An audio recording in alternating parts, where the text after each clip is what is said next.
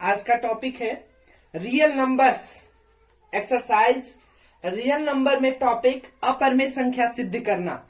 अपरिमेय संख्या को हम कैसे सिद्ध कर सकते हैं, ठीक है। तो उससे पहले हम अपरिमेय संख्या का डिफिनेशन जान सकते हैं। कोई संख्या x अपरिमेय कहलाएगी। अपरिमेय कहलाती है कब?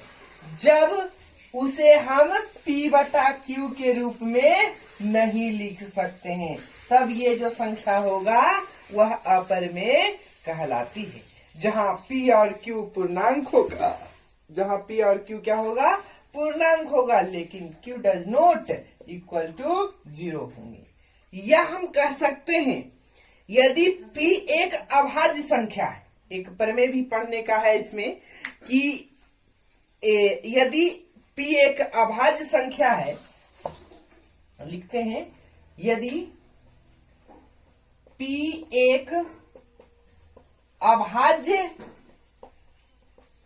संख्या है तो इनका जो वर्ग मूल होता है तो p एक क्या होता है? अपरिमेय संख्या होती है, ठीक है। तो p एक अगर अभाज्य संख्या है तो उसका वर्गमूल हमेशा अपरिमेय संख्या होता है, ठीक है। तो इसी को आज सिद्ध करने, ये तो होता ही है। प्रश्न है सिद्ध करें कि √3 एक अपरिमेय संख्या है। तो जस्ट हम अपोजिट मान लेते हैं कि √3 एक परिमेय संख्या है। क्या है? √3 एक परिमेय संख्या है। चलिए इसका आंसर देखिए, हल। यदि संभव हो तो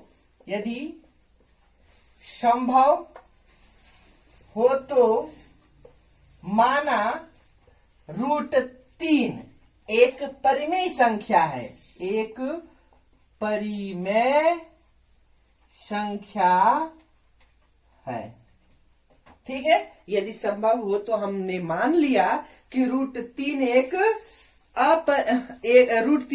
परिमेय संख्या है। तो जब परिमेय संख्या है √3, तब ये क्या होंगे? p/q के रूप में होगा कि नहीं होगा? q does not equal to 0 होंगे। ये तो चलिए, ये तो q है, ये 9 नहीं है, q, ठीक है। अतः और जहां क्या हो जाएंगे? जहां p और q पूर्णांक हो जाएगा, p और q क्या हो जाएंगे? पूर्णांक हो जाएंगे। साथ ही साथ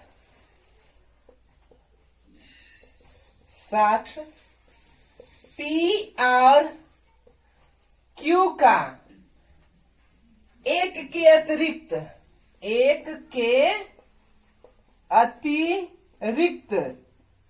कोई उभयनिष्ठ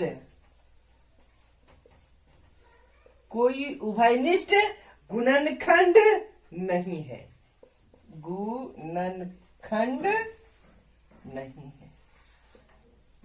ठीक है। हमने कह दिया कि √3 एक परिमेय संख्या है, तो परिमेय संख्या का डिफिनेशन होता है कि p/q के रूप में लिखा हो, लेकिन q बराबर 0 नहीं होना चाहिए। और साथ ही साथ p और q क्या होता है? एक पूर्णांक होता है, एक पूर्णांक है।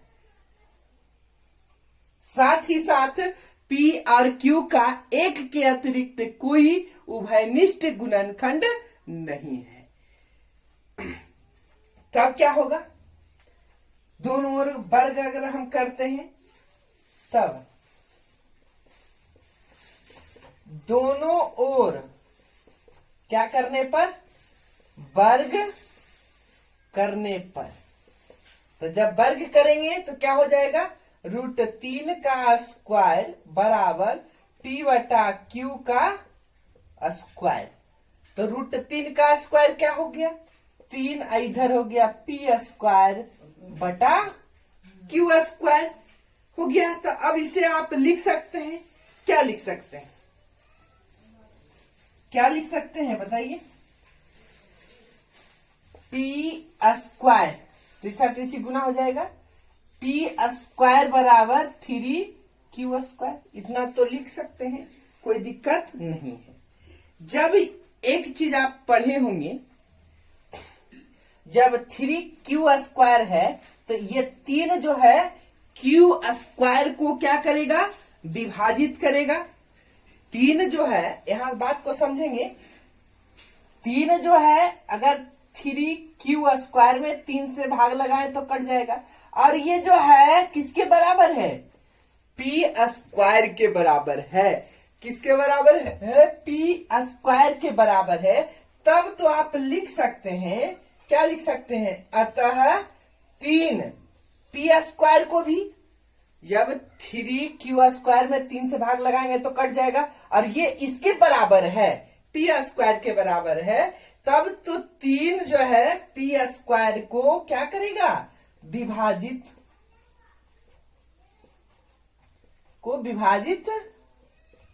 करेगा। ठीक है, ये जो है एक प्रमेय आप पूछे, एक प्रमेय से होता है, जब इतना इसको विभाजित कर रहा है तो 3p को भी क्या करेगा? विभाजित करेगा। यह लिख दीजिएगा प्रमेय से, एक प्रमेय पढ़ने का है। ठीक है, कि पी ए स्क्वायर को अगर विभाजित करता है, देख लीजिएगा, पी ए स्क्वायर को विभाजित करता है तो पी ए को भी विभाजित करता है। ये प्रमेय पढ़ना है, सिद्ध करना है। ठीक है, तो यहां प्रमेय से लिख दिए। यहां तक लिखने के बाद हम क्या करेंगे? फिर से अब जो 3p का जो कंडीशन चलेगा, यहां क्या लिख सकते हैं? फिर से मिटावे थोड़ा दूर, फिर नीचे दिखेगा नहीं, एक लाइन ऊपर वाला मिटाते हैं।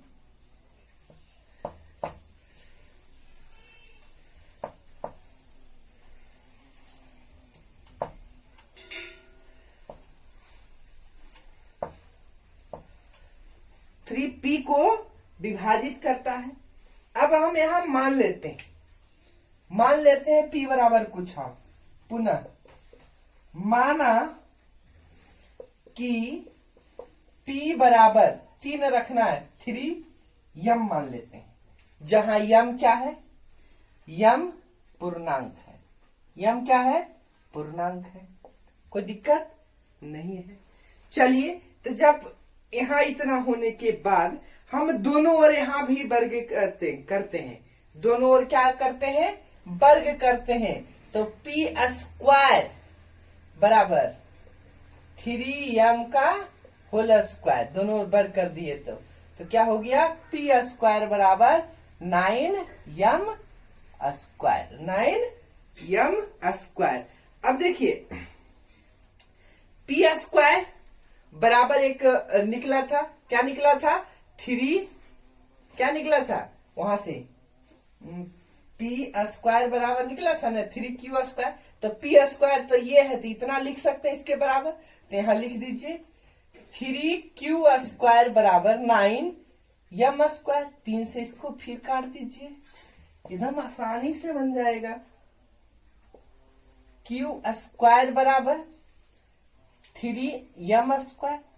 जस्ट फिर से करेंगे, जब 3m स्क्वायर में 3 से भाग लगाएंगे तो कट जाएगा, तो जब ये 3 से विभाजित है तो ये भी 3 से विभाजित होगा कि नहीं होगा? एकदम होंगे।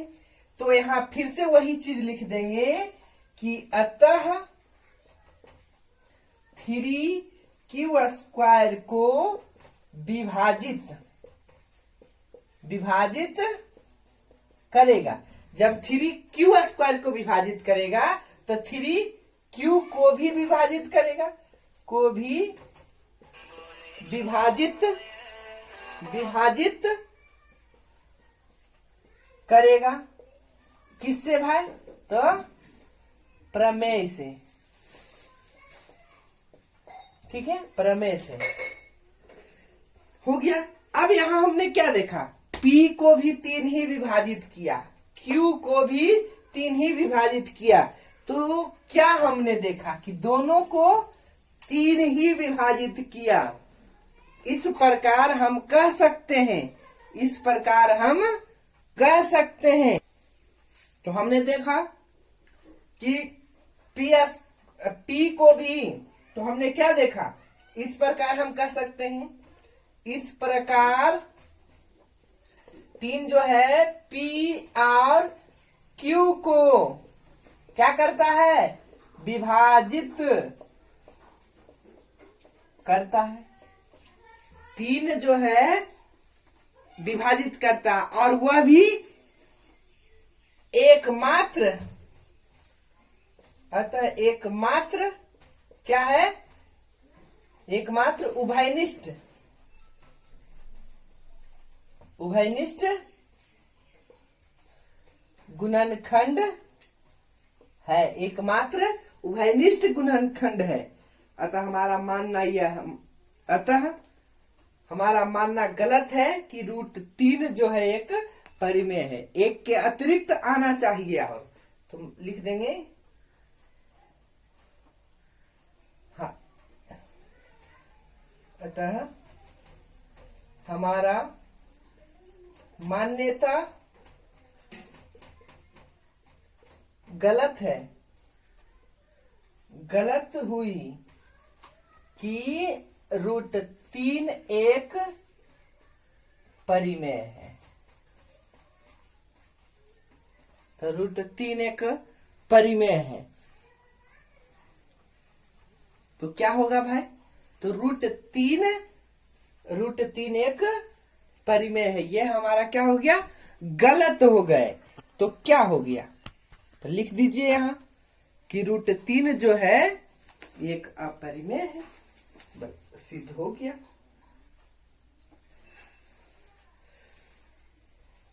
इससे स्पष्ट होता है कि √3 एक अपरिमेय है। प्रूव्ड, ठीक है।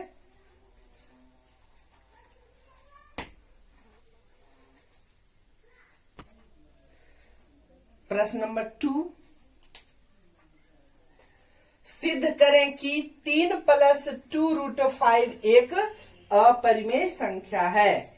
तो जस्ट जैसे हम अभी बनाए थे, √3 एक अपरिमेय है, जस्ट उसी प्रकार से इसे भी बनाएंगे, हल लिखेंगे।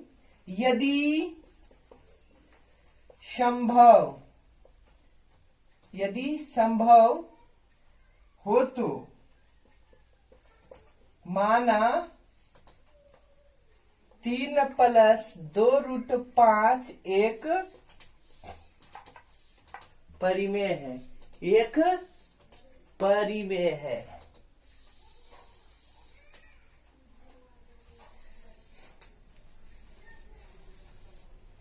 चूंकि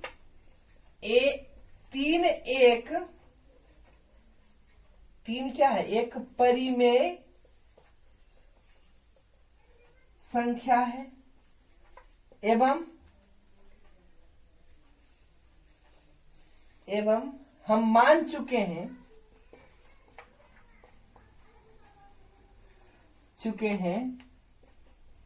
कि 3 + 2√5 भी एक परिमेय है। अतः 3 + 2√5 - 3 बराबर परिमेय। ऐसा क्यों, क्योंकि 2 परिमेय, ऐसा हम क्यों परिमेय लिखें, हम जानते हैं कि परिमेय में अगर हम कोई परिमेय संख्या को घटाएं तो हमेशा परिमेय आता है। क्योंकि 2 परिमेय संख्याओं का अंतर भी परिमेय होता है। यहां लिख सकते हैं 2 परिमेय का अंतर परिमेय होता है।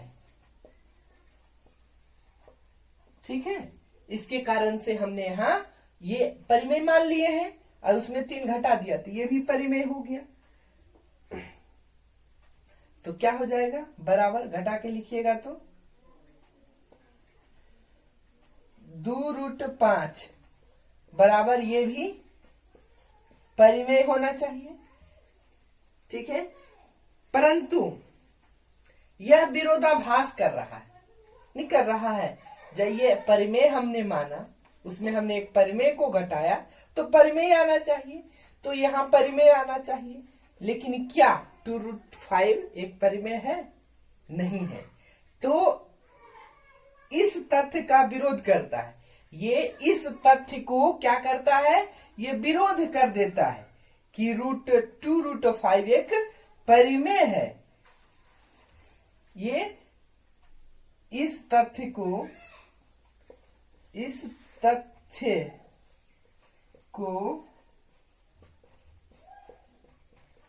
विरोध करता है कि 2√5 एक परिमेय संख्या है, एक परिमेय संख्या है। अतः क्या हो गया, अतः 3 + 2√5 एक अपरिमेय संख्या है। इसको कई तरीके से हम इस चैप्टर को, अपरिमेय संख्या को किसी भी तरीके से हम सिद्ध कर सकते हैं। ठीक है, जैसा अगर 1 नंबर का पूछता है तो जितना शॉर्ट हो सके उतना शॉर्ट से बनाएंगे। अगर 2 नंबर तो आप जितना लार्ज कर सकते हैं उतना लार्ज करके आप सिद्ध कीजिए तो आपको नंबर ज्यादा मिलेगा। ठीक है, इसमें आप लोग होमवर्क बना लीजिएगा। प्रश्नावली 1.3 या क्वेश्चन हम दे देते हैं।